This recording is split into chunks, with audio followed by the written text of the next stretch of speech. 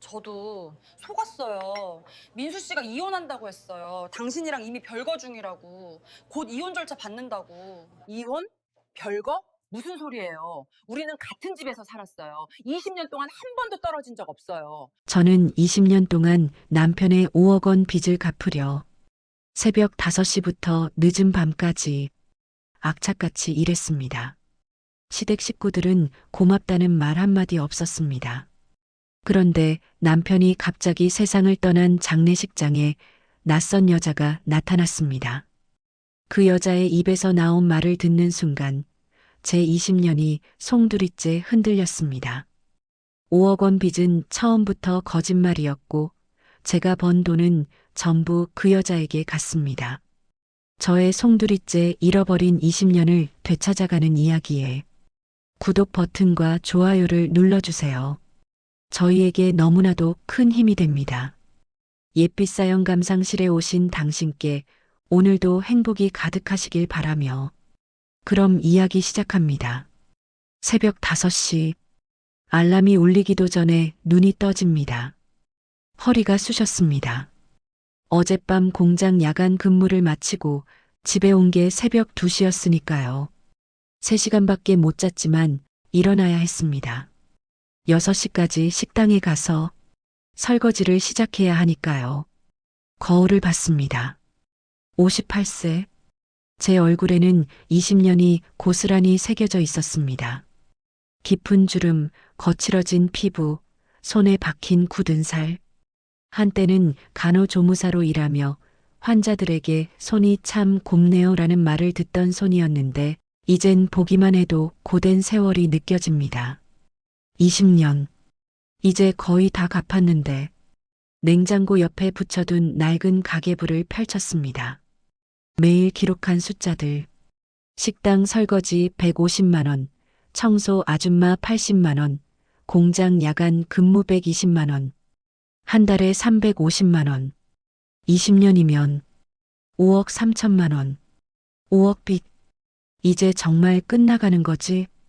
20년 전이 떠올랐습니다. 남편 박민수가 창백한 얼굴로 집에 돌아왔던 그날. 여보, 미안해. 회사에서 보증을 잘못 썼어. 5억 원 빚이 생겼어. 그때 제 머릿속이 하얗게 변했습니다. 5억이라니. 평생 모아도 만들 수 없는 돈. 남편은 제 손을 꼭 잡았습니다. 당신이 도와줘. 우리 둘이 열심히 벌면 갚을 수 있어. 10년, 아니 15년만 버티면.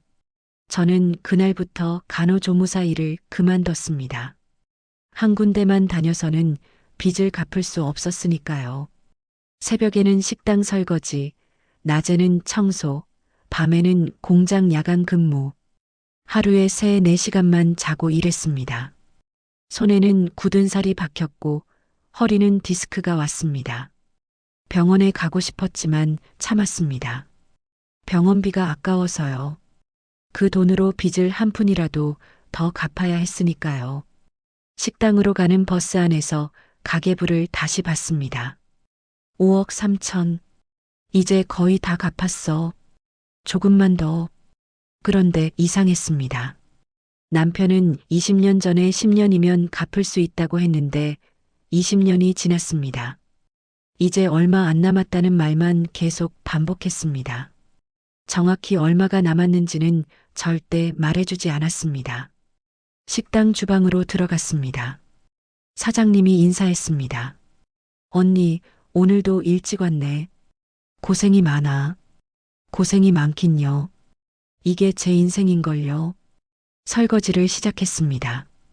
기름때가 잔뜩 낀 접시들. 뜨거운 물에 손이 데었지만 개의치 않았습니다. 이미 익숙해진 통증이었으니까요. 빚만 다 갚으면 그때는 편하게 살 수 있겠지. 손주들이랑 놀아주고 남편이랑 여행도 가고 그런 날이 올까요? 20년 동안 한 번도 여행을 가본 적이 없었습니다. 명절에도 쉬지 못했습니다. 명절은 식당에 손님이 많아서 일당이 2배였으니까요. 오후 2시 식당 일을 마치고 청소 현장으로 이동했습니다.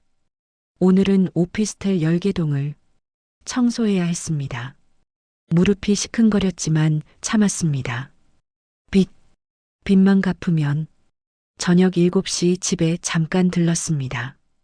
저녁을 먹어야 밤 10시 공장 야간 근무를 할 수 있었으니까요. 시어머니가 거실에 앉아 계셨습니다. 82세. 여전히 정신이 또렷하셨습니다. 또 나갔다 왔어? 빚은 언제 다 갚냐? 항상 똑같은 말씀이었습니다. 고맙다는 말은 한 번도 없으셨습니다. 제가 20년 동안 번 돈이 전부 빚 갚는 데 쓰였는데도요. 내 아들이 평생 빚쟁이 신세로 살아야 하나. 며느리가 돈을 좀 더 벌어야지. 어머니, 제가 하루에 3군데를 다니고 있어요. 그래도 빚이 안 줄잖아. 더 일해야지. 더 일하라고요? 하루에 3시간밖에 못 자는데. 더 일하라고요? 시누이 박은희도 거들었습니다. 옳게. 오빠 고생하는 거 모르는 거 아니지? 오빠도 직장에서 스트레스 받는데 올케가 좀 더 버는 게 맞잖아. 화가 치밀어 올랐지만 참았습니다. 참는 게 익숙해졌습니다. 밥을 급히 먹고 공장으로 향했습니다. 버스 안에서 남편에게 전화를 걸었습니다. 여보, 빚이 정확히 얼마 남았어? 왜 또 그 얘기야? 이제 얼마 안 남았어. 조금만 더 버티자. 20년이야. 20년 동안 갚고 있는데 대체 얼마가 남은 거야? 화내지 마. 우리 조금만 더 하면 돼. 당신 고생하는 거 나도 알아. 안다고요? 정말 알기는 하나요? 전화를 끊었습니다. 가슴이 답답했습니다. 공장에 도착했습니다. 야간 근무 동료들이 반겼습니다. 언니, 오늘도 왔네. 얼굴이 안 좋아 보이는데 괜찮아? 응, 괜찮아. 괜찮을 리가 없죠. 하지만 말할 수 없었습니다. 밤 10시부터 새벽 2시까지 4시간 동안 서서 일했습니다. 허리가 끊어질 것 같았지만 버텼습니다. 빚만 갚으면. 그때는 새벽 2시 집에 도착했습니다. 현관문을 열고 들어서는데 거실에 불이 켜져 있었습니다. 남편이 소파에 앉아 있었습니다. 여보, 늦었네. 고생했어. 응. 남편의 얼굴이 유난히 피곤해 보였습니다. 뭔가 걱정이 있는 것 같았습니다. 여보, 나 요즘 가슴이 좀 답답해. 병원 가봐야 할 것 같아. 병원? 그럼 가봐. 건강이 제일 중요하지. 응. 내일 회사에서 건강검진 있어. 그때 확인해 볼게. 남편은 그렇게 말하고 방으로 들어갔습니다. 저는 냉장고를 열어 물을 마셨습니다. 거울에 비친 제 모습이 보였습니다. 지쳐 있었습니다. 20년. 이제 끝이 보이겠지. 그날 밤 저는 3시간을 잤습니다. 그리고 다음 날 새벽 5시 다시 알람이 울렸습니다. 또 하루가 시작되는 것입니다. 식당 설거지를 하고 있는데 휴대폰이 울렸습니다. 모르는 번호였습니다. 여보세요? 장수경 보호자님이시죠? 여기는 서울대병원 응급실입니다. 박민수 환자분이 회사에서 쓰러지셔서 지금 응급실에 계십니다. 손에서 그릇이 떨어졌습니다. 뭐라고요? 남편이 쓰러졌다고요? 네, 급히 오셔야 할 것 같습니다. 전화를 끊고 앞치마를 벗었습니다. 사장님에게 급하게 말했습니다. 사장님, 죄송해요. 남편이 병원에 먼저 가봐야 할 것 같아요. 택시를 탔습니다. 병원으로 가는 내내 손이 떨렸습니다. 제발 괜찮아야 해. 가방에서 낡은 가계부를 꺼내봤습니다. 5억 3천만 원. 거의 다 갚았는데 이제 조금만 더 있으면.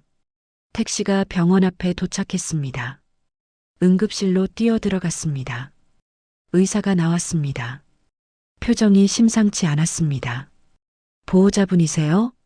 네. 제 남편이. 어떻게 된 거예요? 의사는 잠시 망설이더니 조용히 말했습니다. 급성 심근경색입니다. 최선을 다했지만 의사의 입에서 나온 말이 믿기지 않았습니다. 유가족분께 깊은 애도를 표합니다. 환자분은 이송중에 심정지가 왔고 30분간 심폐소생술을 시행했으나 그 뒤의 말은 들리지 않았습니다. 죽었다고요? 남편이요? 방금 어젯밤까지 멀쩡했는데요? 아니에요. 뭔가 잘못된 거예요. 다시 확인해 주세요. 의사는 고개를 저었습니다. 죄송합니다. 급성 심근경색은 예고 없이 찾아옵니다. 최선을 다했습니다. 다리에 힘이 풀렸습니다. 그 자리에 주저앉았습니다. 20년을 빚갚으려고 일했는데 이제 막 끝이 보이는데 눈물이 나오지 않았습니다. 너무 갑작스러워서 실감이 나지 않았습니다. 간호사가 다가와 조심스럽게 말했습니다. 보호자님, 영안실로 모셔야 합니다. 그리고 장례식장 예약을 하셔야 할 것 같은데요. 장례식? 그 말에 정신이 번쩍 들었습니다. 장례 비용이 얼마나 되나요? 병원 영안실은 3일장 기준으로 500만 원 정도입니다. 외부 장례식장은 더 저렴한 곳도 있고요. 500만 원. 또 돈입니다. 저는 떨리는 손으로 휴대폰을 꺼내 딸 지영에게 전화했습니다. 엄마, 무슨 일이야? 지영아, 아빠가 돌아가셨어. 전화기 너머로 딸의 놀란 목소리가 들렸습니다. 뭐라고? 엄마, 지금 어디야? 내가 바로 갈게. 30분 후 딸 지영과 아들 준호가 병원에 도착했습니다. 지영은 영안실 문 앞에서 주저앉아 울었습니다. 준호는 벽에 기대서서 멍하니 서 있었습니다. 저는 여전히 눈물이 나오지 않았습니다. 울어야 하는데 왜 눈물이 안 나오지? 장례식은 3일장으로 치르기로 했습니다. 외부 장례식장 중 가장 저렴한 곳. 그래도 400만 원이었습니다. 또 빚이 늘어나는구나. 조문객들이 하나둘 모여들었습니다. 남편 회사 동료들, 친척들, 시어머니와 시누이도 왔습니다. 시어머니는 영정사진 앞에 서서 잠깐 울더니 곧바로 저에게 다가왔습니다. 며느리, 보험 들어놓은 거 있지? 네. 아들이 보험 들어놓았을 텐데. 그거라도 받아야 빚 갚지. 아직 남편이 세상을 떠난 지 하루도 안 지났는데 첫마디가 보험 얘기였습니다. 시누이 박은희도 거들었습니다. 언니, 오빠 회사에 사망보험금 나오는 거 알지? 그거 얼마야? 잘 모르겠어요. 에이, 그것도 모르고 있어? 빨리 확인해봐. 그 돈으로 빚이라도 갚아야지. 저는 아무 말도 할 수 없었습니다. 지금 조문을 받고 있는데 빚 얘기만 하시는 거예요? 조문객 틈에서 한 여자가 제 시선을 끌었습니다.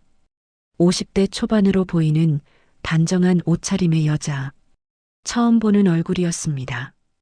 그 여자는 영정사진 앞에 오래 서 있었습니다. 그러더니 눈물을 흘렸습니다. 저 사람은 누구지? 시누이도 그 여자를 봤습니다. 저 사람 누구야? 옳게 아는 사람이야? 아니, 처음 봐. 그 여자는 조문을 마치고 나가려는 것 같았습니다. 저는 서둘러 그 여자에게 다가갔습니다. 실례지만 누구세요? 여자는 깜짝 놀란 표정으로 저를 봤습니다. 그리고 잠깐 망설이더니 조용히 말했습니다. 저는 김미란이라고 합니다. 남편과 어떤 사이신가요? 알던 사이였어요. 알던 사이? 그게 무슨 뜻이죠? 김미란은 영정사진을 다시 한번 보더니 작은 목소리로 말했습니다. 그분은 참 복잡한 분이셨어요. 네, 아무것도 아닙니다. 죄송합니다. 김미란은 그렇게 말하고 황급히 자리를 떠났습니다. 저는 그 모습을 멍하니 바라봤습니다. 복잡한 사람이라니. 무슨 뜻이지? 그날 밤 장례식장 한쪽 방에서 시어머니와 시누이가 대화하는 소리가 들렸습니다. 저는 문 앞에 서서 우연히 그 대화를 듣게 되었습니다. 엄마, 오빠 보험금 얼마나 나와? 3억 정도 될 거야. 회사에서 확인해 봤어. 그럼 그 돈으로 빚 갚고 나면 얼마 남아? 글쎄, 며느리가 20년 동안 5억은 갚았을 텐데. 그럼 이제 빚도 다 갚은 거네. 근데 올케한테 보험금 다 주긴 아깝지 않아? 우리도 좀 받아야 하는 거 아니야? 시어머니 그러게. 우리도 아들 장례 치르느라 고생했는데. 가슴이 철렁 내려앉았습니다. 빚도 다 갚았다고요? 그럼 5억 빚은 진짜 있었던 거예요? 머리가 복잡해졌습니다. 하지만 지금은 장례를 치러야 했습니다. 나중에 차근차근 확인해 봐야겠다고 생각했습니다. 둘째 날 저녁, 조문객이 뜸해진 시간, 저는 딸 지영과 함께 잠깐 밖에 나와 바람을 쐬고 있었습니다. 엄마, 괜찮아? 응, 괜찮아. 괜찮을 리 없었지만 딸 앞에서는 강한 척 했습니다. 그때였습니다. 장례식장 입구로 낯익은 얼굴이 들어왔습니다. 김미란. 어제 왔던 그 여자였습니다. 왜 또 온 거죠? 김미란은 주변을 두리번거리더니 영정 사진 앞으로 걸어갔습니다. 그리고 긴 시간 동안 서 있었습니다. 저는 다가갔습니다. 또 오셨네요. 김미란은 깜짝 놀라 뒤를 돌아봤습니다. 아, 네. 어제 인사를 제대로 못 드린 것 같아서요. 남편과 정확히 어떤 사이셨나요? 회사 동료인가요? 김미라는 잠시 망설였습니다.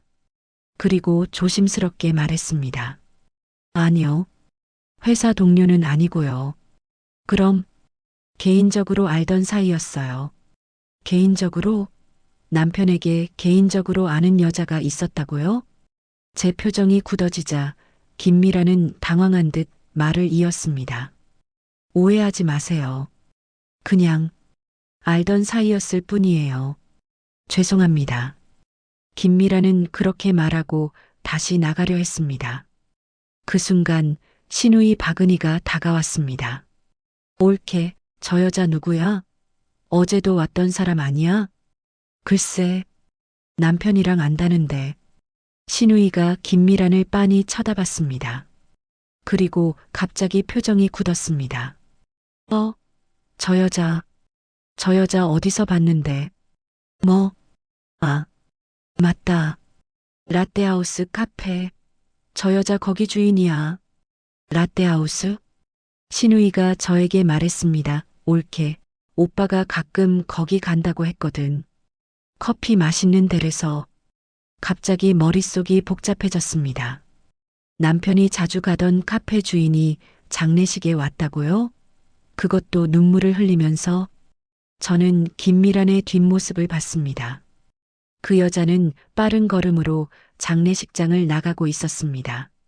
뭔가 이상해. 셋째 날, 발인. 장례를 마쳤습니다. 화장터에서 남편을 보내고 납골당에 모셨습니다. 모든 게 끝났습니다.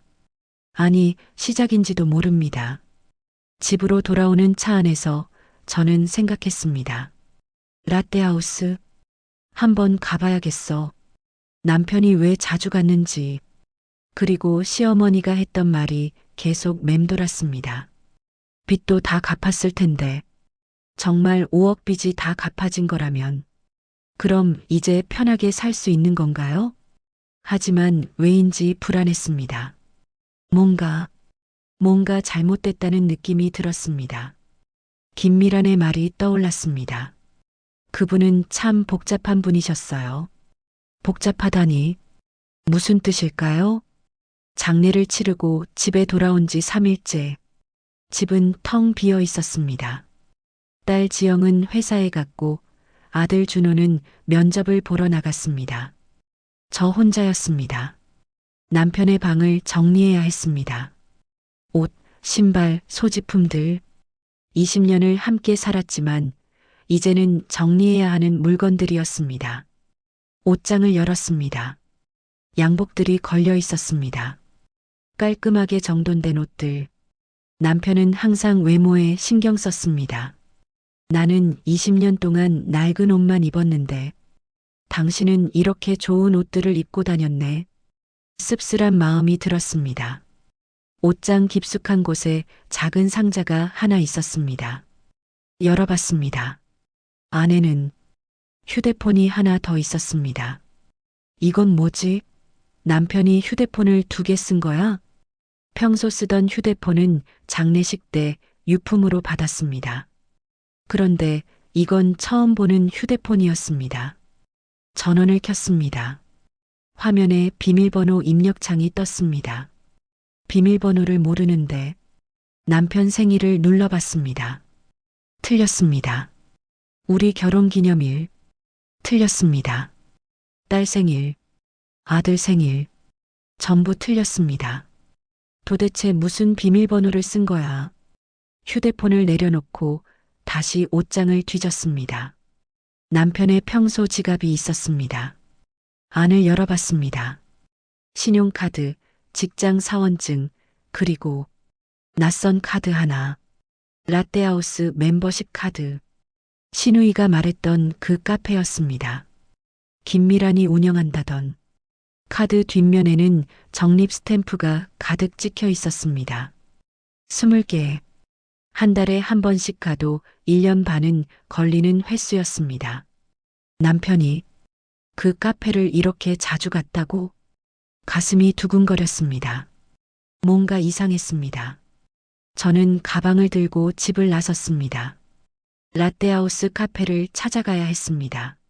라떼하우스 카페. 주소를 검색해서 찾아갔습니다. 집에서 지하철로 30분 거리. 조용한 주택가에 있는 작은 카페였습니다. 문을 열고 들어갔습니다.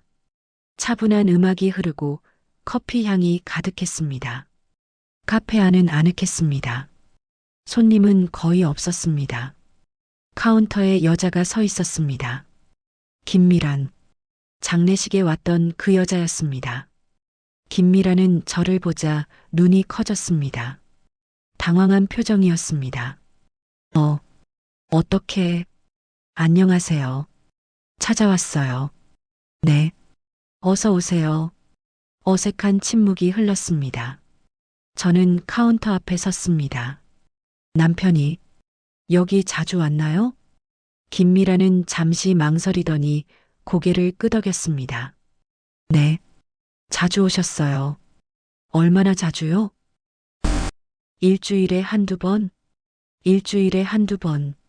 거의 2년을 그렇게 왔다는 뜻이었습니다. 혼자 왔나요? 김미란의 얼굴이 굳었습니다. 그건 대답해 주세요. 남편이 혼자 왔나요? 김미란은 시선을 피했습니다. 아니요. 항상 저랑 같이 있었어요. 머리를 망치로 맞은 것 같았습니다. 당신이랑 같이요? 네. 어떤 사이였는데요? 김미라는 입술을 깨물었습니다. 그리고 작은 목소리로 말했습니다. 저도 속았어요. 민수 씨가 이혼한다고 했어요. 당신이랑 이미 별거 중이라고. 곧 이혼 절차 밟는다고. 다리에 힘이 풀렸습니다. 카운터를 붙잡고 겨우 버텼습니다. 이혼? 별거? 무슨 소리예요? 우리는 같은 집에서 살았어요. 20년 동안 한 번도 떨어진 적 없어요. 김미란도 당황한 표정이었습니다. 뭐라고요? 그럼 민수 씨가 저한테 거짓말을. 얼마나 만났어요? 언제부터요? 15년 전부터요. 15년. 숨이 막혔습니다. 15년 동안 남편이 당신이랑 저도 몰랐어요. 정말이에요. 민수 씨가 이혼한다고, 곧 함께 살 수 있다고. 저는 그 말만 믿고 기다렸어요. 김미란의 눈에 눈물이 고였습니다. 저도 피해자예요. 15년을 기다렸는데 결국 거짓말이었잖아요. 저는 그 자리에 주저앉았습니다. 카페 의자에 털썩 앉았습니다. 15년. 그럼 제가 20년 동안 빚 갚느라 일할 때 남편은 당신이랑 김미란이 조심스럽게 물었습니다. 빚이요? 무슨 빚이요? 5억 빚이요. 남편이 회사 보증을 잘못 썼다고 5억 빚이 생겼다고 했어요.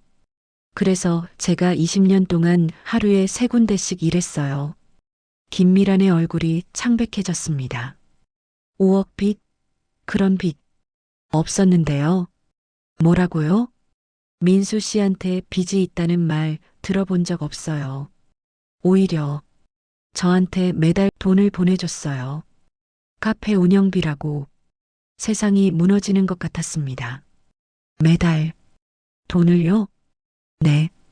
매달 200만 원씩 15년 동안요. 200만 원. 15년이면 3억 6천만 원. 제가 번 돈이 이 여자한테 간 거였습니다.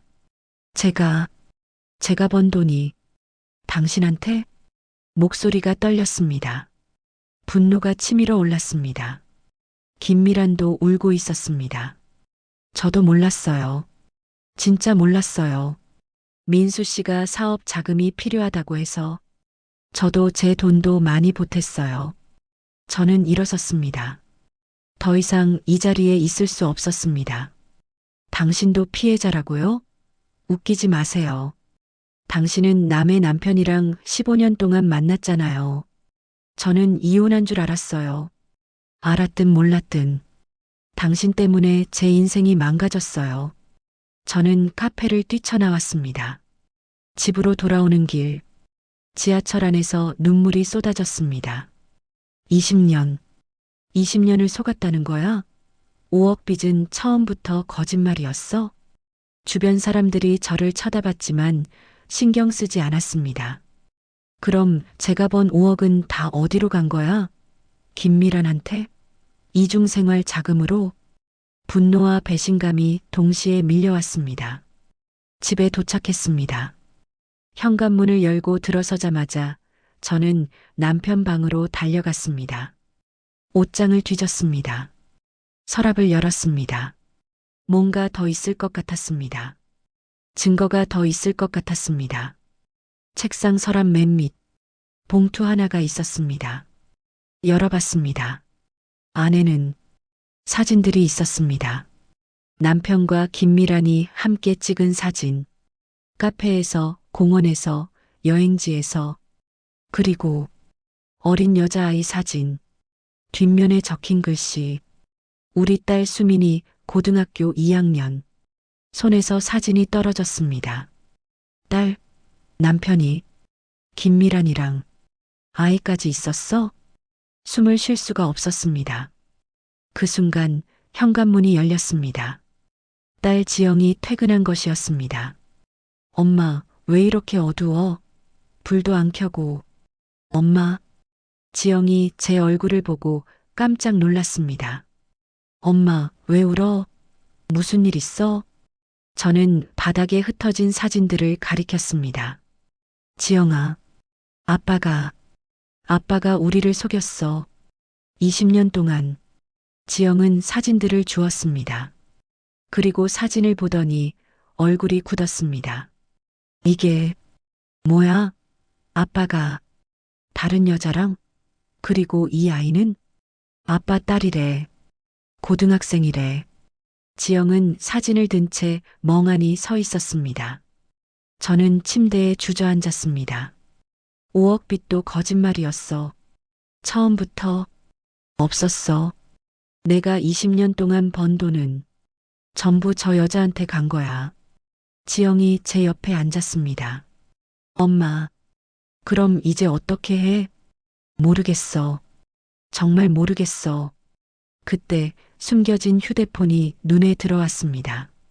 지영아, 너 회사에 핸드폰 해킹하는 사람 알지? 응? 왜? 저 휴대폰 비밀번호 풀어야 해. 안에 뭐가 있는지 확인해야 돼. 지영은 고개를 끄덕였습니다. 알았어. 회사 동료 중에 보안팀 있어. 내일 물어볼게. 저는 휴대폰을 꼭 쥐었습니다. 20년을 이렇게 속였다고? 절대 그냥 넘어갈 수 없어. 다음 날 아침, 딸 지영이 회사 동료를 데리고 집에 왔습니다. 20대 후반으로 보이는 남자였습니다. 엄마, 이분이 회사 보안팀 김태현 대리님이에요. 안녕하세요.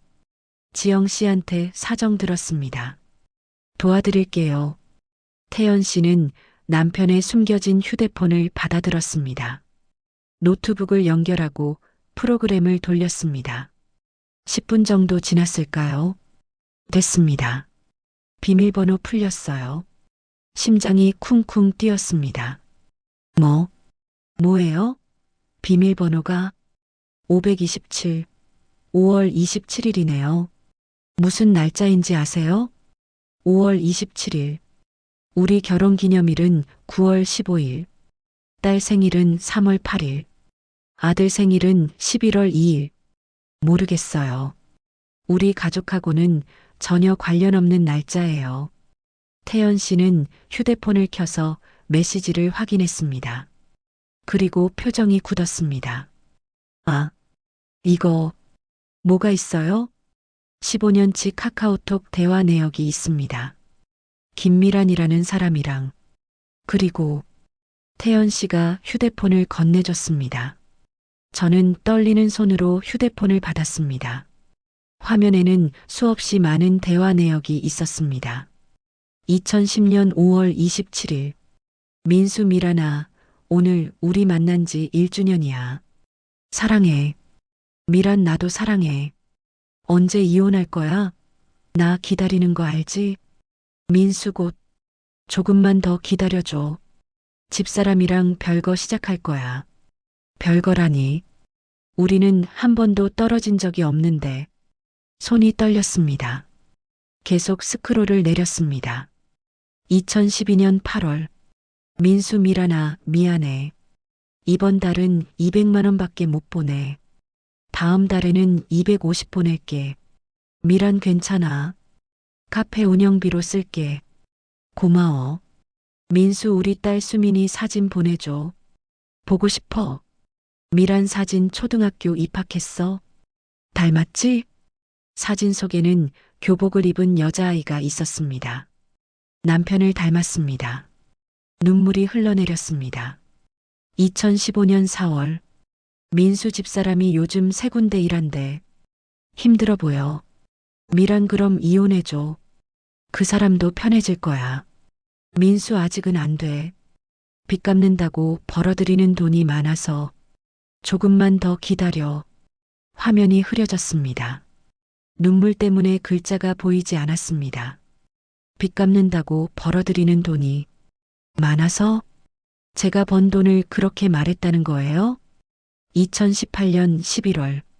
민수 미란아, 미안해. 이번 달은 150만 원만 보낼게. 집사람이 병원비 때문에 좀 덜 벌었어. 미란 괜찮아. 우리 딸 수능 준비하느라 학원비 많이 들어가는데 고마워. 민수 당신이 이혼만 해준다면 좋을 텐데. 그 시기 제가 허리 디스크 때문에 일을 며칠 쉬었던 때였습니다. 병원비를 쓰면 안 될 것 같아서 진통제만 먹고 버텼던 시기. 그때 남편은 김미란에게 돈을 보내느라 제 병원비를 아까워했던 거였습니다. 휴대폰을 바닥에 던졌습니다. 아, 비명을 질렀습니다. 지영이 달려와 저를 안았습니다. 엄마, 진정해. 20년을 이렇게 속였다는 거야? 내가 번 돈으로 저 여자 딸 학원비를 댔다는 거야? 태연 씨가 조심스럽게 말했습니다. 이모님, 그리고 은행 거래 내역도 봐야 할 것 같아요. 정확히 얼마가 어디로 갔는지 어떻게 확인해요? 돌아가신 분 배우자는 은행에서 거래 내역 조회할 수 있어요. 신분증이랑 가족관계 증명서 들고 가시면 됩니다. 저는 바로 가방을 들었습니다. 지금 당장 가야겠어요. 은행. 창구 직원에게 서류를 제출했습니다. 고인의 계좌 거래 내역을 조회하고 싶습니다. 20년치 전부요. 20년치요? 시간 좀 걸릴 텐데요. 30분 정도 기다려 주시겠어요? 기다릴게요. 30분 후 두꺼운 서류 뭉치를 받았습니다. 의자에 앉아서 하나하나 확인했습니다. 2005년부터 2025년까지 매달 제 계좌에서 남편 계좌로 입금된 돈, 평균 350만 원. 그리고 그 돈은 며칠 후 라떼하우스 또는 김미란 명의로 이체되었습니다. 매달 200만 원씩 15년간 총 3억 6천만 원. 나머지 돈은 생활비, 시어머니 용돈, 자식들 학비. 하나도 남지 않았습니다. 5억 3천만 원. 제가 20년 동안 번 돈이 손이 떨렸습니다. 은행 직원이 물었습니다. 고객님, 괜찮으세요? 아니요. 괜찮지 않아요. 하나도 괜찮지 않아요. 저는 서류를 들고 밖으로 나왔습니다. 공원 벤치에 앉았습니다. 거래 내역을 다시 봤습니다. 2005년 3월 남편이 5억 빚이라고 했던 그때 은행 대출 기록 없음. 2005년 4월부터 매달 제 계좌에서 남편 계좌로 입금 시작.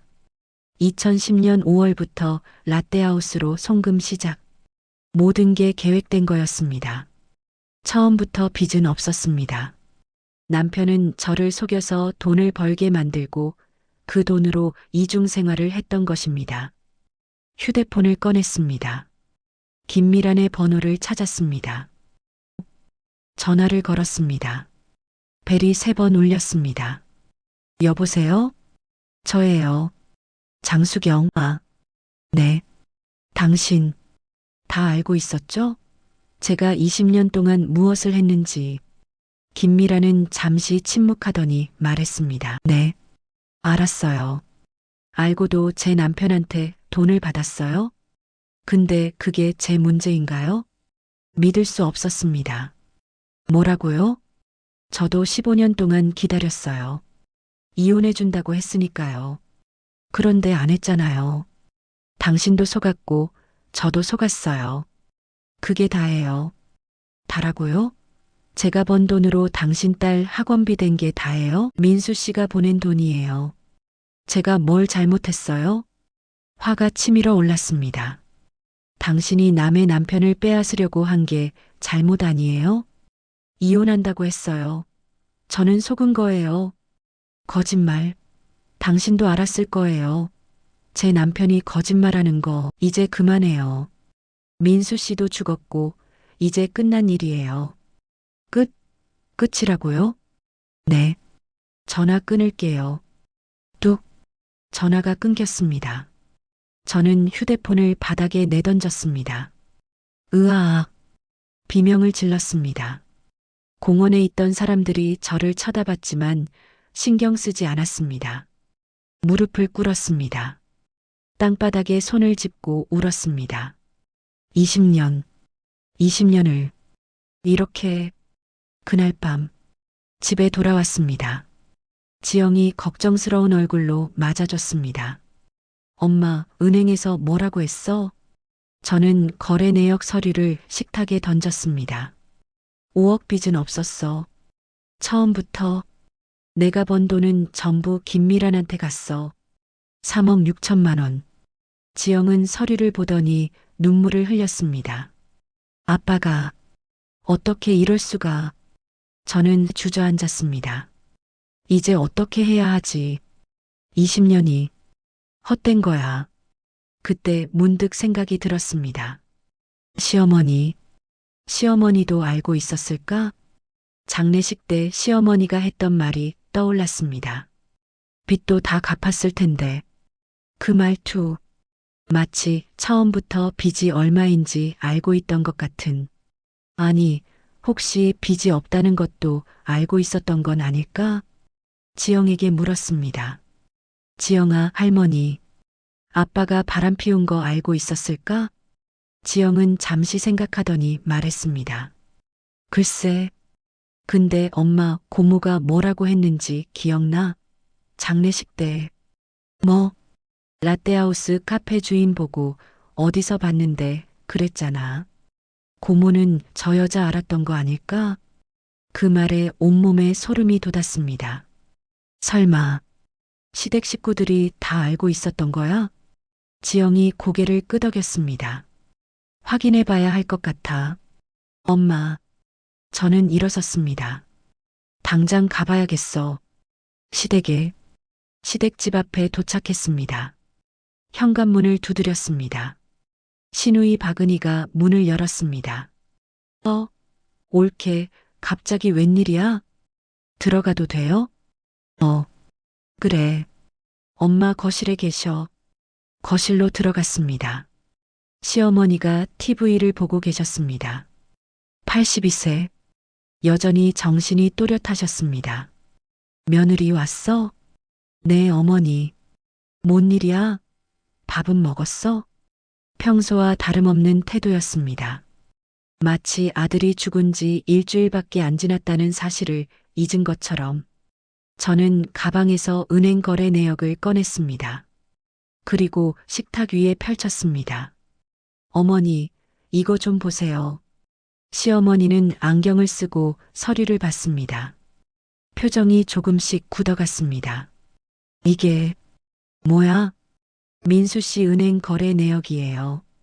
20년치 제가 번 돈이 전부 어디로 갔는지 나와 있어요. 시누이도 다가와서 서류를 봤습니다. 올케, 이게 무슨 라떼하우스? 김미란, 매달 200만 원씩 15년간 송금, 총 3억 6천만 원. 은희 씨, 그 카페 아시죠? 은희 씨가 알고 있다고 했잖아요.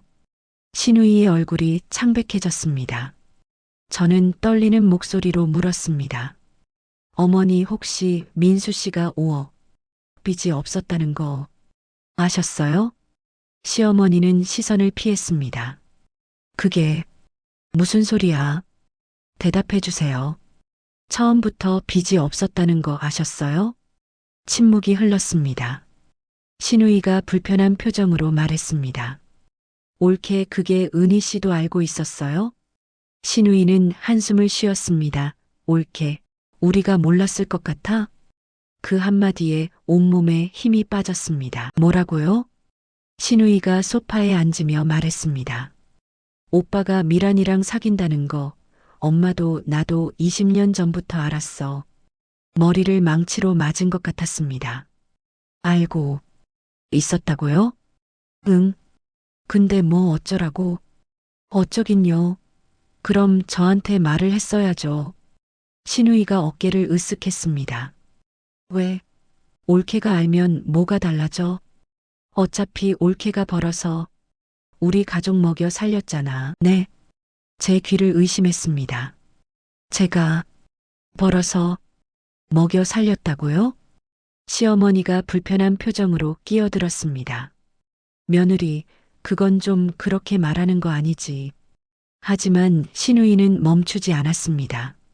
사실이잖아. 엄마 올케가 20년 동안 벌어온 돈으로 오빠가 이중생활했고 우리도 생활비 받아 쓰고 올케가 일 안 했으면 우리 어떻게 살았겠어? 저는 뒤로 몇 걸음 물러섰습니다.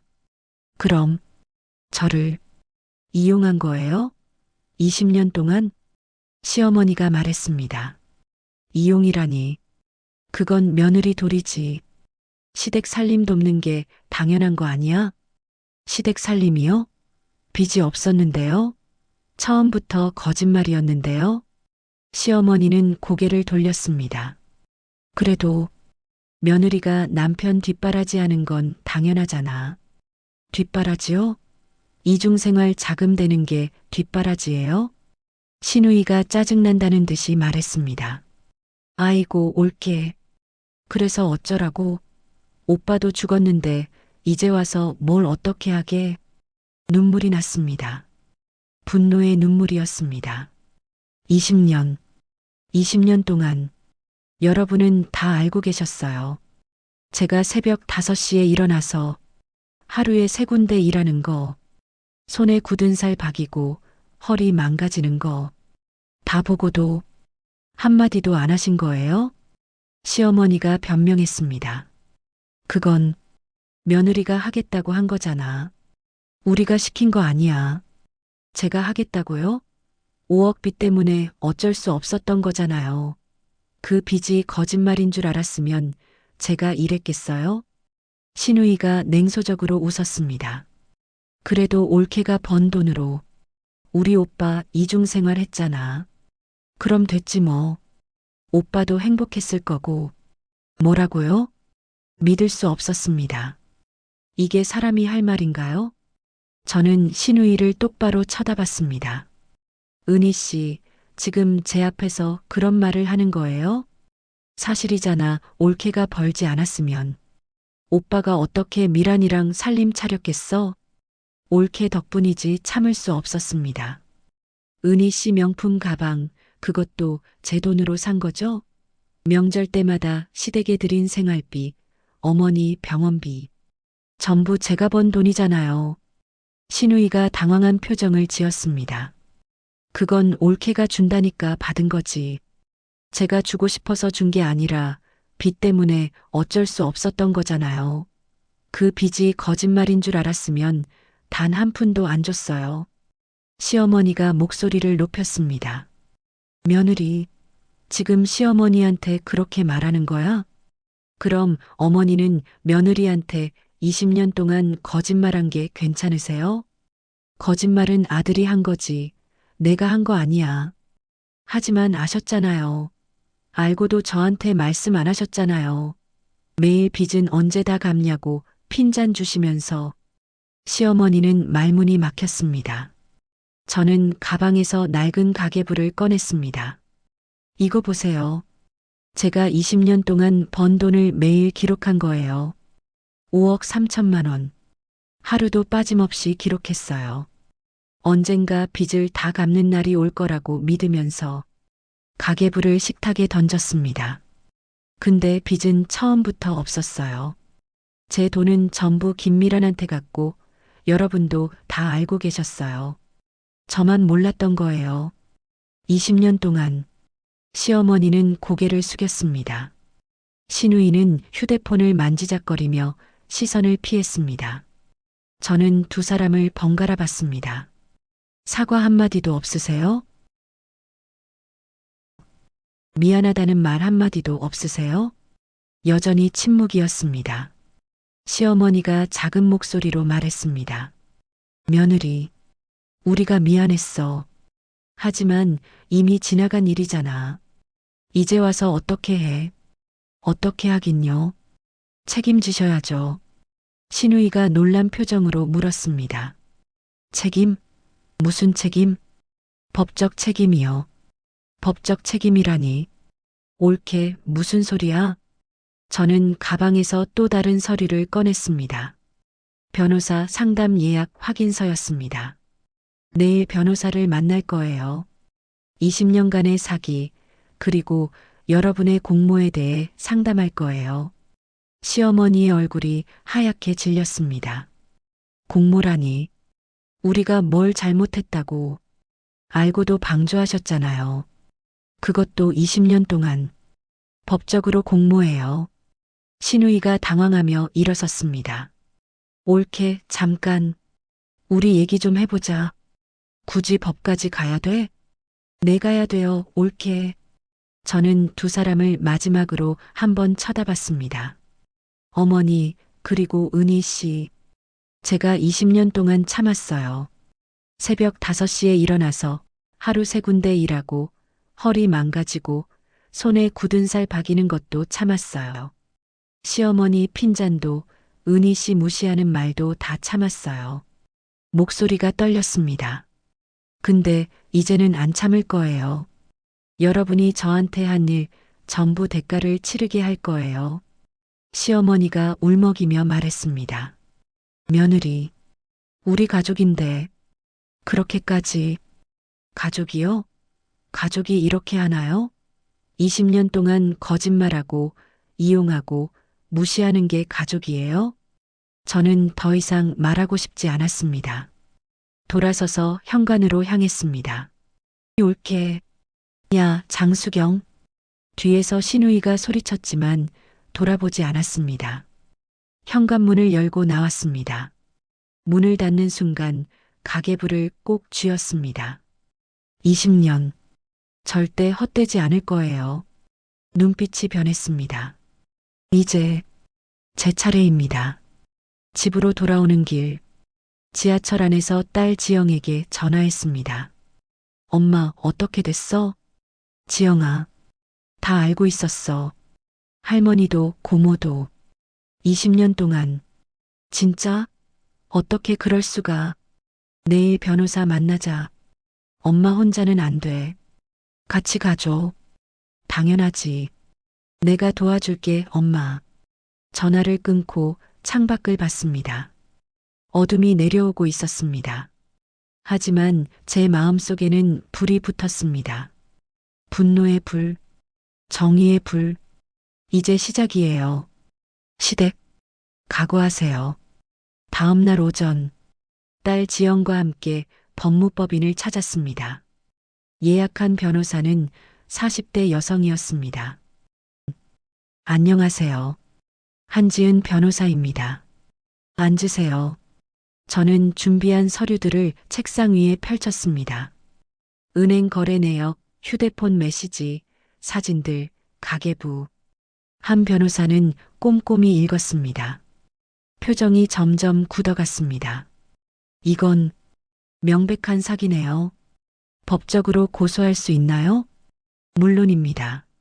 남편분이 허위 사실로 의뢰인을 기망해서 재산상 이익을 취했으니 사기죄 성립입니다. 그리고 시댁분들이 알고도 방조했다면 공모죄도 가능하고요. 남편은 이미 죽었는데 그래도 되나요? 고의는 처벌할 수 없지만 시댁에 대한 손해배상 청구는 가능합니다. 민사소송으로요. 지영이 물었습니다. 그럼 얼마나 받을 수 있어요? 5억 3천만 원 전액 청구 가능합니다. 승소 확률도 높고요. 증거가 명확하니까요. 저는 숨을 깊이 들이쉬었습니다. 그런데 재산 조사도 좀 하고 싶은데요. 남편 명의로 된 집이랑 보험금이요. 한 변호사가 고개를 끄덕였습니다. 당연히 하셔야죠. 배우자로서 상속권이 있으니까요.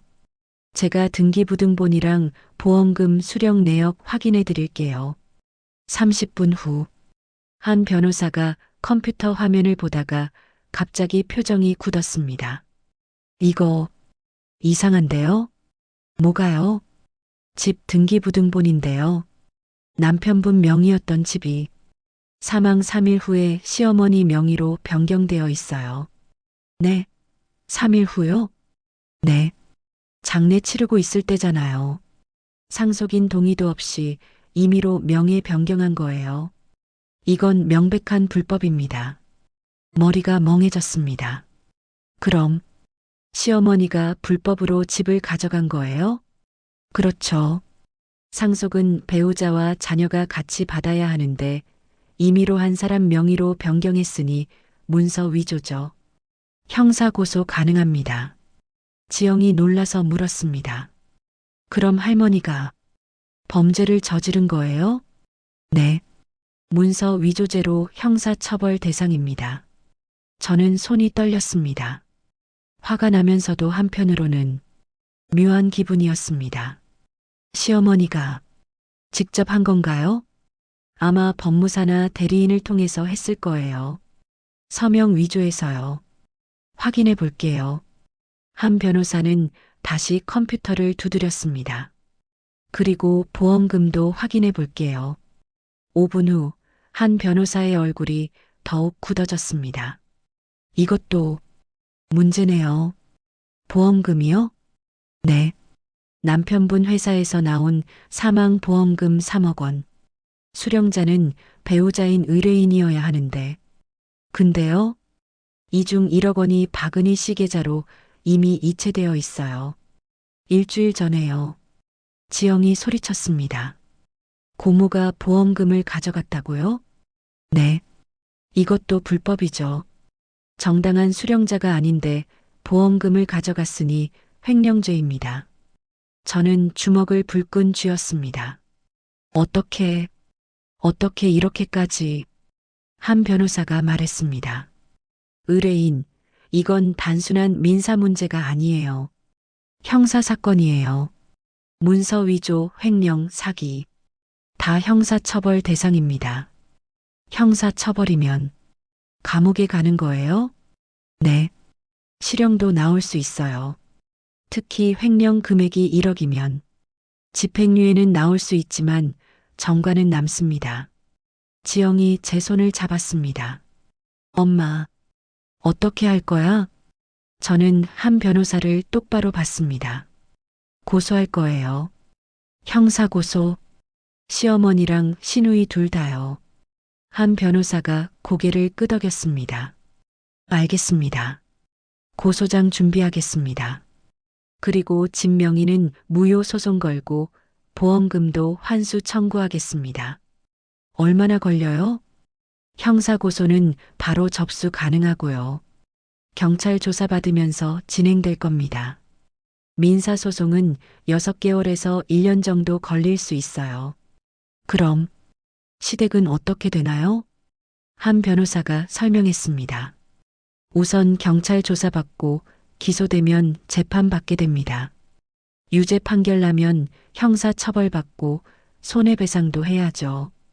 집이랑 보험금도 돌려줘야 하고요. 배상금 못 내면 강제 집행 들어갑니다. 강제 집행이요? 재산 압류하고 경매 넘기는 거죠.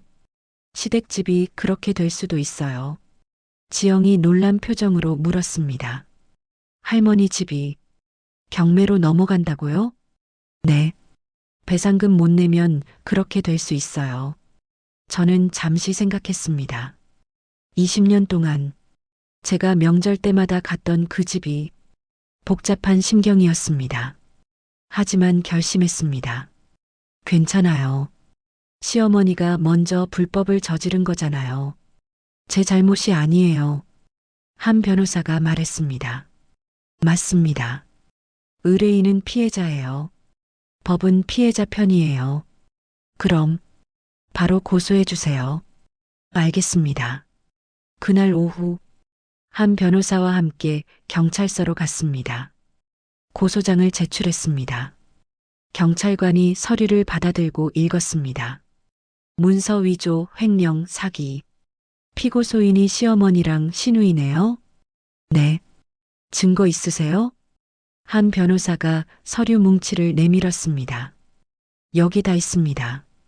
등기부등본, 보험금 이체 내역, 은행거래 내역, 휴대폰 메시지 15년치. 경찰관은 서류를 보더니 고개를 끄덕였습니다. 증거가 명확하네요. 접수하겠습니다. 피고소인들 조만간 소환할 겁니다. 얼마나 걸려요?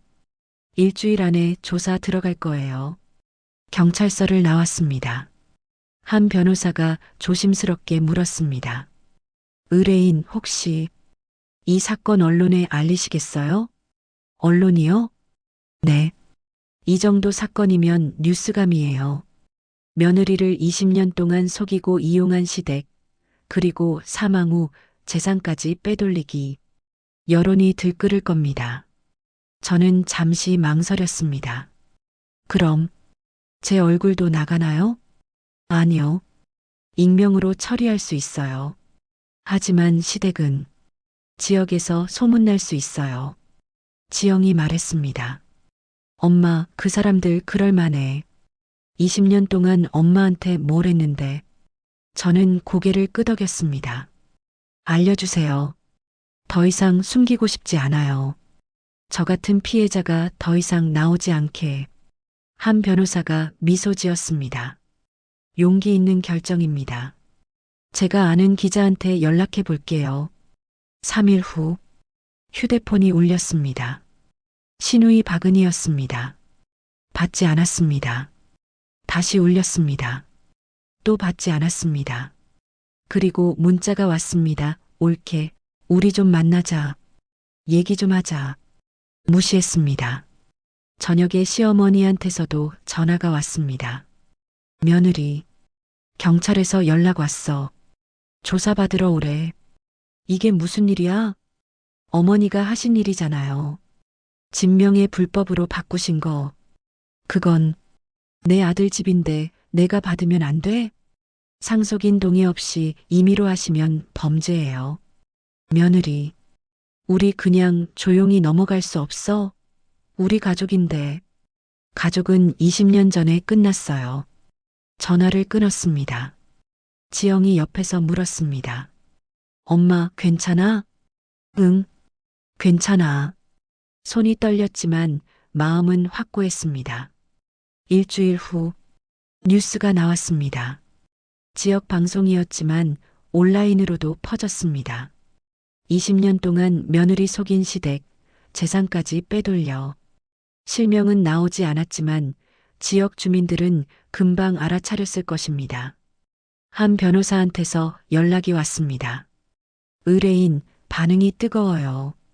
댓글 보셨어요? 인터넷 기사를 찾아봤습니다. 댓글이 수천 개였습니다. 저런 시댁은 감옥 보내야 한다. 며느리가 불쌍하네. 20년을. 요즘도 이런 일이 있다니. 잘했다. 끝까지 싸워라. 눈물이 났습니다. 제 편이 이렇게 많았구나.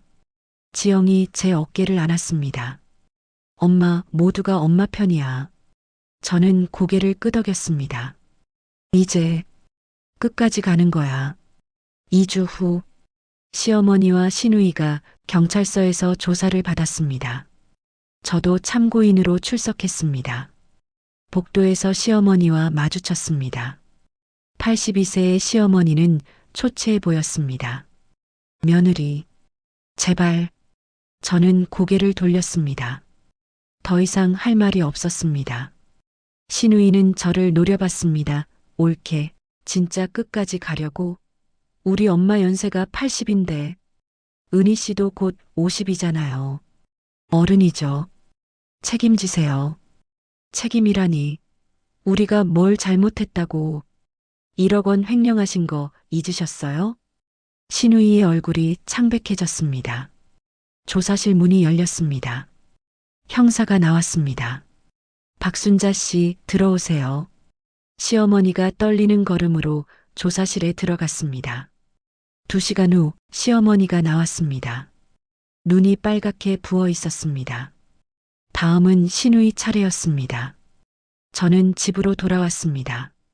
한 달 후 검찰이 시어머니와 시누이를 정식으로 기소했습니다. 시어머니 문서 위조죄, 사기 방조죄, 시누이 횡령죄, 사기 방조죄. 한 변호사한테서 연락이 왔습니다. 의뢰인, 재판 날짜 잡혔어요. 다음 달 15일. 공개 재판입니다. 공개 재판이요? 네. 방청객이 올 수 있어요. 아마 언론도 취재할 겁니다. 가슴이 두근거렸습니다. 제가 증인석에 서야 하나요? 네. 피해자 진술이 필요해요. 20년 동안 어떻게 속았는지, 얼마나 힘들었는지 재판부에 전달해야 합니다. 알겠어요. 재판날 법원 앞에는 기자들이 모여 있었습니다. 카메라가 저를 향했습니다. 한 변호사가 제 앞을 막아섰습니다. 얼굴 가리세요. 모자이크 처리될 거지만 조심하는 게 좋아요. 법정에 들어갔습니다. 방청석이 거의 가득 찼습니다. 지역 주민들, 기자들, 그리고 비슷한 피해를 당한 사람들도 있었습니다. 피고석에는 시어머니와 시누이가 앉아 있었습니다. 두 사람 모두 고개를 숙이고 있었습니다. 판사가 입장했습니다. 지금부터 재판을 시작하겠습니다. 검사가 일어섰습니다. 피고인 박순자와 박은희는 고인 박민수의 허위 사실을 알면서도 방조하여 피해자 장수경으로 하여금 20년간 5억 3천만 원을 노동으로 벌게 했습니다. 그리고 고인 사망 후 피고인 박순자는 상속인 동의 없이 부동산 명의를 불법 변경했고 피고인 박은희는 보험금 1억 원을 횡령했습니다. 방청석이 웅성거렸습니다. 판사가 시어머니에게 물었습니다. 피고인 박순자 혐의를 인정합니까? 시어머니는 떨리는 목소리로 대답했습니다. 일부 인정합니다. 일부라니요?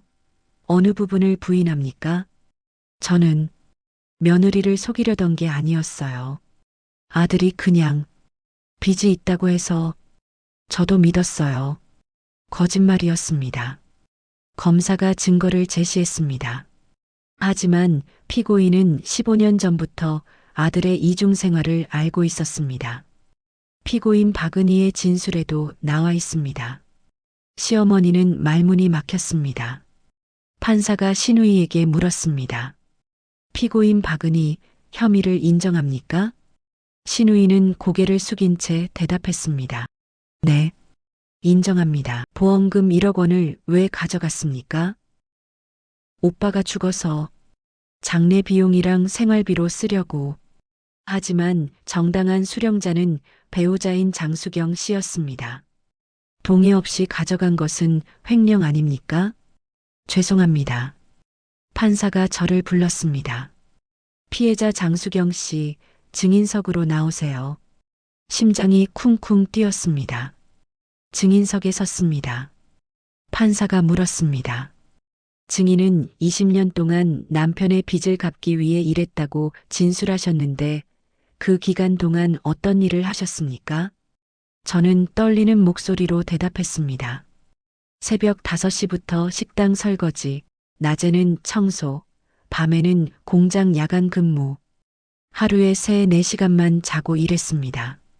그로 인해 건강에 문제가 생겼습니까? 네. 허리 디스크가 와서 지금도 아픕니다. 손에는 굳은 살이 박혀서 이제는 없어지지 않아요. 손을 들어 보였습니다. 방청객들이 숨을 죽였습니다. 판사가 물었습니다.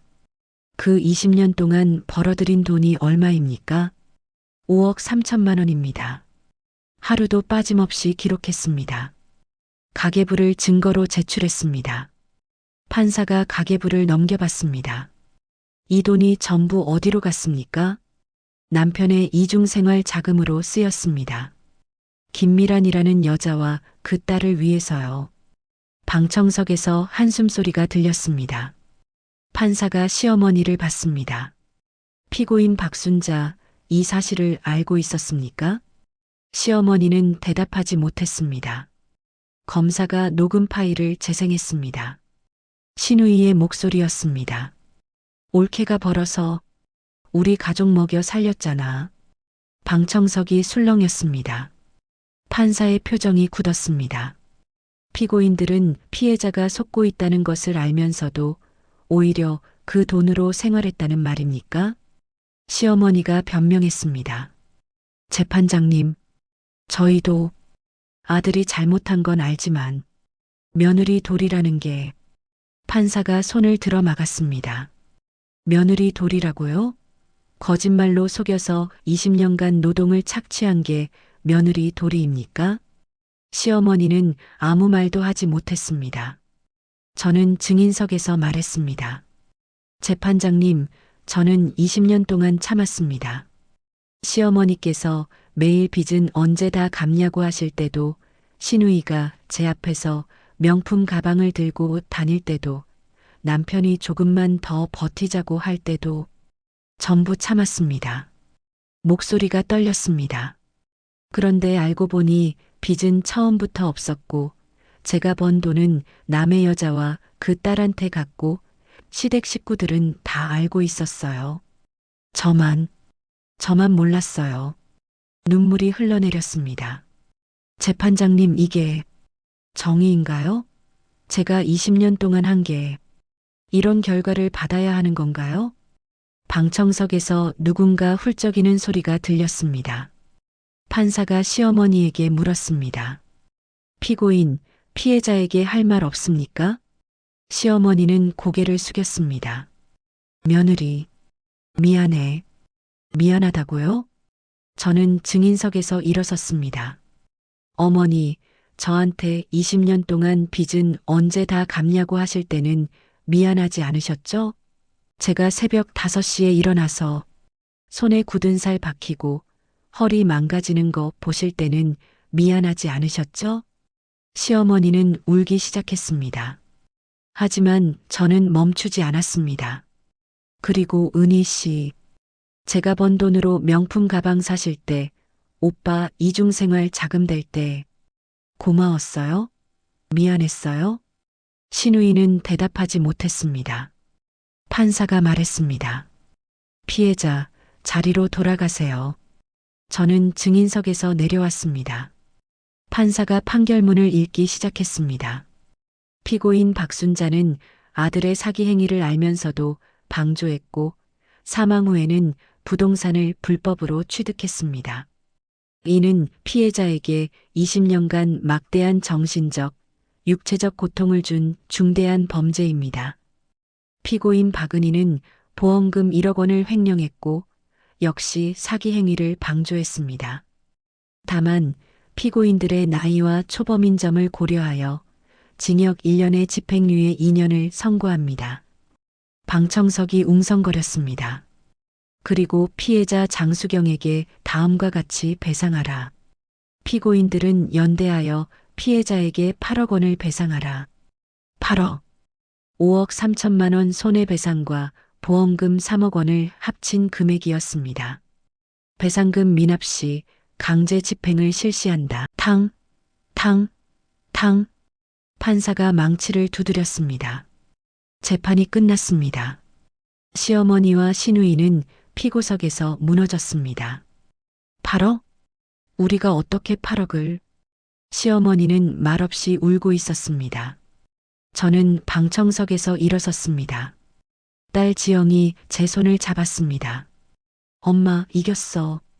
응, 이겼어. 하지만 마음은 복잡했습니다. 법정을 나오는데 한 변호사가 다가왔습니다. 의뢰인, 승소 축하드려요. 고맙습니다. 근데 저쪽에서 합의 제안이 들어왔어요. 합의요? 네.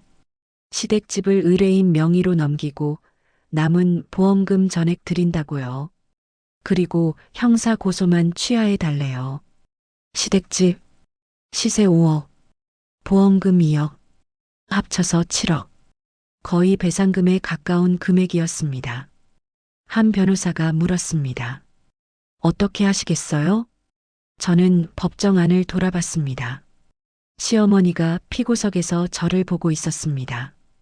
애원하는 눈빛이었습니다. 저는 고개를 저었습니다. 안 됩니다. 끝까지 가겠어요. 판결대로 받겠어요. 한 변호사가 놀란 표정을 지었습니다. 확실하세요? 합의하면 빨리 끝날 텐데요. 네, 확실해요. 법대로 하는 거예요. 판결 후 2개월 시어머니와 시누이는 8억 원 배상금을 마련하지 못했습니다. 한 변호사한테서 연락이 왔습니다. 의뢰인, 피고인들이 배상금을 내지 못하고 있어요. 이제 강제 집행 들어갈 겁니다. 강제 집행이요? 네. 시댁집을 압류하고 경매에 넘길 거예요.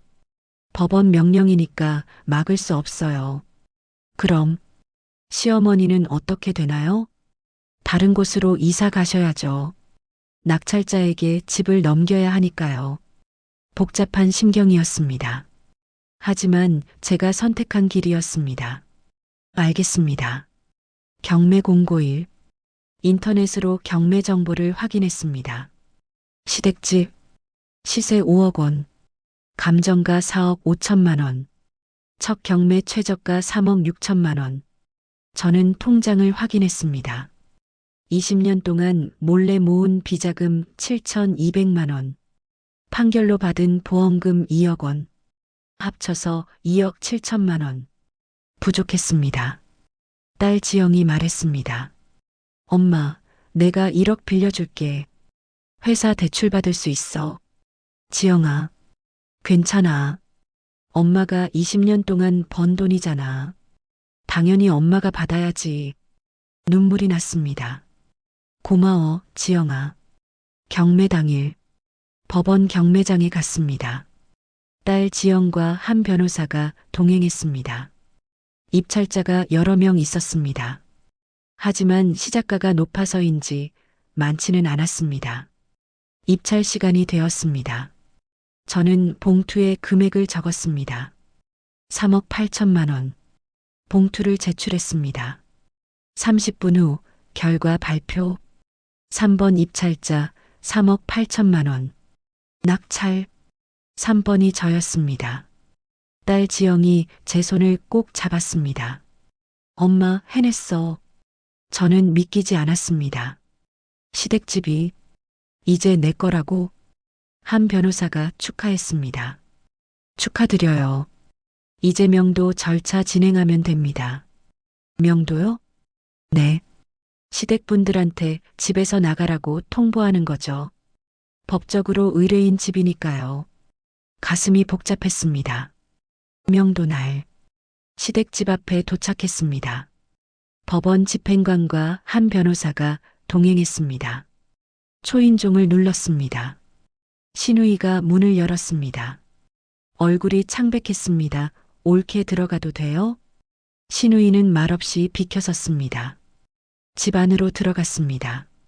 20년 동안 명절 때마다 왔던 집, 시어머니의 핀잔을 들었던 거실, 밥상을 차렸던 부엌, 이제 모두 제 것이었습니다. 시어머니가 거실에 앉아 계셨습니다. 짐이 반쯤 쌓여 있었습니다. 며느리, 왔구나. 네, 어머니. 이 집이 이제 내 거구나. 법적으로 제 집이에요. 시어머니는 한숨을 쉬었습니다. 우리 갈 데가 없어. 은희 집도 좁고 나는 연세가 80인데. 신우이가 끼어들었습니다. 옳게. 우리 좀 더 있게 해줘. 한 달만. 집 구할 때까지만. 저는 고개를 저었습니다. 안 됩니다. 법원 명령이에요. 오늘까지 나가셔야 해요. 옳게. 우리가 갈 데가 없다고. 제가 20년 동안 새벽 5시에 일어나서 식당 설거지할 때 은희 씨는 명품 가방 들고 다니셨죠? 신우이는 할 말을 잃었습니다. 저는 시어머니를 봤습니다. 어머니, 저한테 매일 빚은 언제 다 갚냐고 하실 때 제 마음 생각하셨어요? 시어머니는 대답하지 못했습니다. 이제는 일하세요.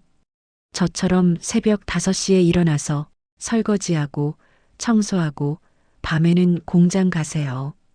그럼 월세 낼 수 있을 거예요. 신우이가 분노하며 소리쳤습니다. 옳게. 엄마 연세가 80이라고. 어떻게 일을 해? 제가 일할 때는 괜찮으셨잖아요. 어머니 병원비, 시댁생활비, 명절 비용. 전부 제가 냈는데 그때는 왜 안 말렸어요? 신우이는 아무 말도 하지 못했습니다. 집행관이 말했습니다. 죄송하지만 이제 나가셔야 합니다. 법원 명령입니다. 시어머니가 일어섰습니다. 지팡이를 짚고 천천히 걸었습니다. 며느리, 정말 용서는 안 되겠니? 저는 차갑게 대답했습니다. 어머니, 저한테 20년 동안 빚은 언제 다 갚냐고 하실 때 그 마음 생각 안 하셨죠? 이제 제 마음도 생각 안 하셔도 됩니다.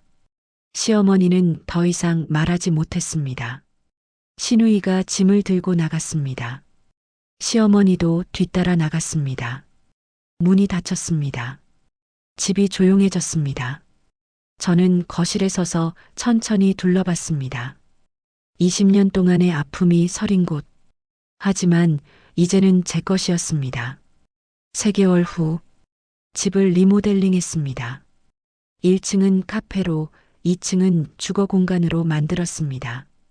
카페 이름은 정의의 집. 오픈날 동네 사람들이 찾아왔습니다. 모두 제 사연을 알고 있었습니다. 한 할머니가 제 손을 잡으며 말했습니다. 며느리 잘했어. 참고만 사는 게 미덕이 아니야. 당신 같은 사람이 있어야 세상이 바뀌지. 눈물이 났습니다. 감사합니다. 카페 한쪽 벽에는 낡은 가계부가 액자에 걸려 있었습니다. 20년의 기록. 5억 3천만 원. 그 옆에 작은 액자 하나 더. 법원 판결문 사본이었습니다. 피고인들은 피해자에게 8억 원을 배상하라. 저는 매일 그걸 보며 커피를 마셨습니다. 손님들이 궁금해했지만 자세히 설명하지는 않았습니다. 그냥 미소만 지었습니다. 어느 날 오후 카페 창밖으로 낯익은 얼굴이 보였습니다. 시어머니였습니다. 82세, 훨씬 더 초췌해 보였습니다. 작은 보따리를 들고 계셨습니다. 시어머니는 카페 안을 들여다봤습니다. 저와 눈이 마주쳤습니다. 시어머니는 잠시 서 있다가 고개를 숙이고 지나갔습니다. 저는 그 모습을 봤지만 아무 감정도 느끼지 않았습니다. 이미 끝난 일이었습니다. 딸 지영이 옆에서 물었습니다. 엄마, 할머니였어? 응. 괜찮아? 응. 괜찮아. 정말 괜찮았습니다. 6개월 후, 딸 지영이 출산했습니다. 손녀였습니다. 저는 손녀를 안고 카페에 앉아 있었습니다. 할머니가 너 많이 사랑한단다. 할머니는 너처럼 당당하게 살지 못했거든. 손녀가 제 손가락을 꼭 잡았습니다. 딸 지영이 옆에서 웃으며 말했습니다. 엄마, 우리 아이는 엄마처럼 키울 거예요. 참지 말고 당당하게. 저는 손녀를 보며 미소 지었습니다. 그래, 이제는 당당하게 사는 시대야. 창밖으로는 봄날의 햇살이 비쳤습니다. 벚꽃이 흩날렸습니다. 새로운 시작이었습니다. 저는 커피를 한 모금 마시며 혼잣말을 했습니다. 20년. 절대 헛되지 않았습니다. 벽에 걸린 가계부를 봤습니다. 그 20년이 저를 여기까지 데려왔어요. 손녀가 제 품에서 잠들었습니다. 저는 손녀를 부드럽게 안았습니다. 이제 제 인생입니다. 카페 문이 열리고 손님들이 들어왔습니다. 사장님, 아메리카노 2잔이요. 네, 금방 만들어 드릴게요. 저는 손녀를 지영에게 건네고 카운터로 갔습니다. 커피를 만들며 창밖을 봤습니다. 봄날의 햇살이 따뜻했습니다. 20년 동안 한 번도 누리지 못했던 평화. 이제는 제 것이었습니다. 그리고 저는 깨달았습니다. 용서는 하지 않아도 되지만 그것 때문에 제 삶을 망치지도 않겠다고. 시어머니와 시누이는 그들의 삶을 살 것이고 저는 제 삶을 살 것입니다. 그것으로 충분했습니다. 카페 문에 걸린 작은 표지판. 정의의 집. 장수경. 저는 그 표지판을 보며 미소 지었습니다. 58세. 새로운 시작. 늦지 않았습니다. 이제 시작이에요. 제 인생.